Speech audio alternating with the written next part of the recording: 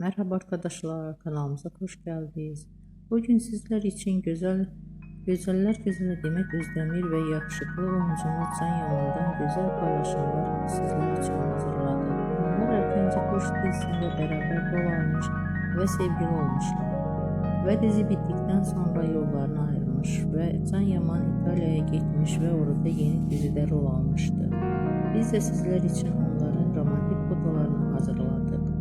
Bu videoların devamlı gelmesini istiyorsanız kanalımıza abone olup yorum yazmayı unutmayın. Herkese teşekkür ederim.